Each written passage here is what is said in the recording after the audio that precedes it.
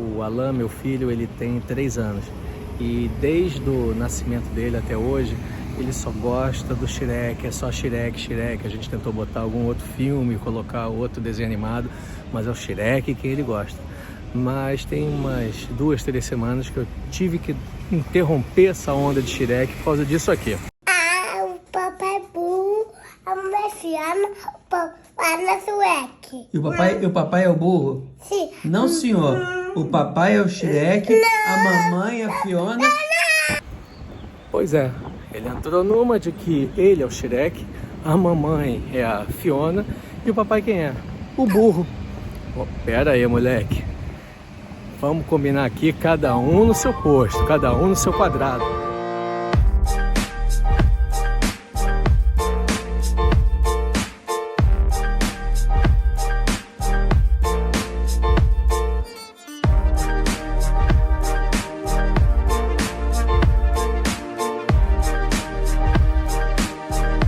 E o Shrek me veio à cabeça quando eu estava no fórum, porque eu estava lá para tratar justamente de um processo que envolve desapropriação.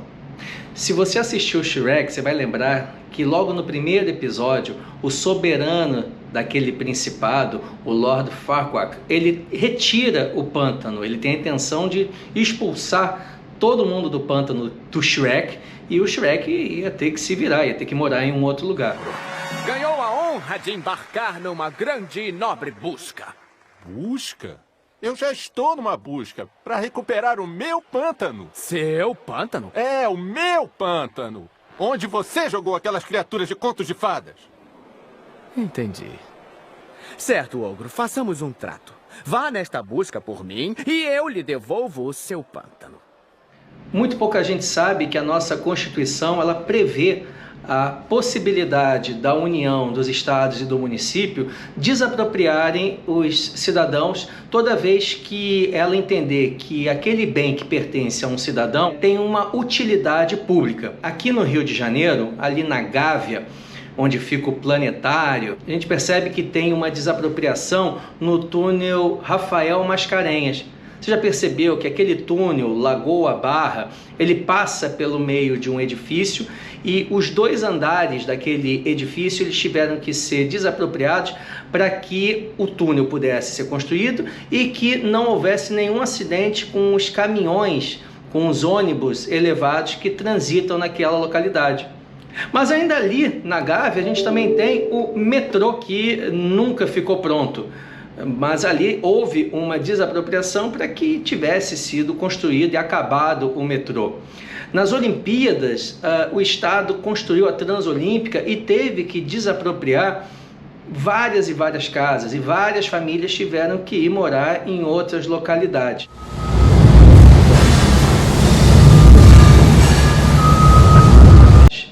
Em Macaé, por exemplo, a localidade onde está o Fórum de Macaé, a Câmara de Vereadores de Macaé, o prédio do Ministério Público, pertencia a uma fazenda e os donos daquela fazenda viram aquela faixa de terra desapropriada dos seus bens para que ali fosse construído esses edifícios.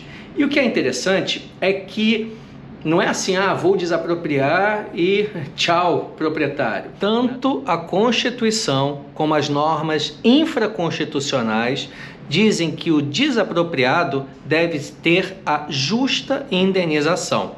Então não pode o Estado falar, olha, vou te dar aí um pé de moleque e 2 mariolas pela sua fazenda. Nada disso.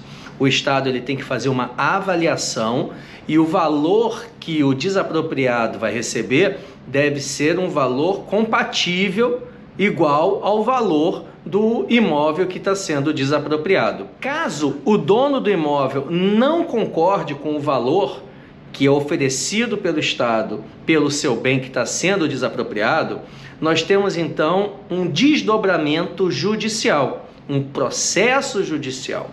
E esse processo vai servir para que o juiz nomeie um perito. Esse perito é um perito que entenda de avaliação de imóveis, para que ele, perito, diga se o valor ofertado pelo Estado, pelo município ou pela União por aquela desapropriação está correto. Se estiver abaixo do mercado, o juiz então vai avaliar que o valor justo da indenização deve ser majorado. E aí tem um outro detalhe bem desagradável para aquele que tem um bem desapropriado, que é a fila do precatório. Ou seja, no processo de desapropriação, no processo judicial de desapropriação, o juiz vai fixar o valor justo da indenização que deve ser recebido pelo desapropriado. E aí, minha gente, esse valor vai ser fixado numa sentença e o juiz vai mandar uma ordem para o Tribunal de Justiça daquele estado, informando o Tribunal de Justiça, por força do que foi decidido aqui nesse processo de desapropriação, por favor, reserve o valor de 200 mil, de 300 mil, de 400 mil para indenizar o dono do imóvel que foi desapropriado pelo Estado, pelo município ou pela União. E aí, temos aí uma segunda etapa, né? Porque o Estado, o município ou a União serão informados de que devem X reais para o desapropriado e o Estado então deveria fazer uma previsão orçamentária para que no ano seguinte à inscrição do precatório quitar a sua dívida com o desapropriado. Acontece que os municípios, o Estado, né, eles têm muitas dívidas, eles não estão em dia com os seus pagamentos. Então, acontece de você ver o seu precatório inscrito no ano de 2020 no Tribunal de Justiça e o valor que você vai receber só vai chegar ao seu bolso lá em 2025, 2026.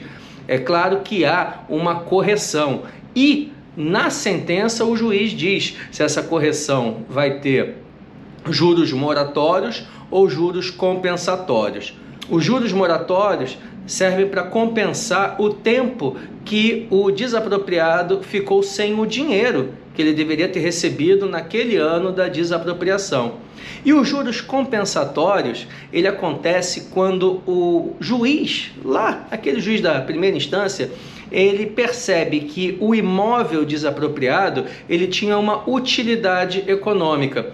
Ele era usado pelo desapropriado para auferir receita, para ganhar dinheiro, para explorar. Ele era explorado economicamente, ele tinha capacidade comercial, o que já não acontece com o pântano do Shrek, né? Porque no pântano nada era explorado. Então ele só ganharia, né, uma indenização acrescida da correção monetária e juros moratórios, né, pelo atraso que eventualmente viesse a acontecer no pagamento da sua indenização. Então, fiquem atentos, o Estado tem poder de império para retirar o bem de qualquer pessoa, desde que aquele bem tenha utilidade pública, e ao desapropriado cabe somente questionar o valor ofertado pelo ente público quando ele entender que aquele valor não é justo, não equivale ao valor real do imóvel, caso ele fosse ofertar esse imóvel para um particular. Fica a dica, até a próxima, assistam Shrek.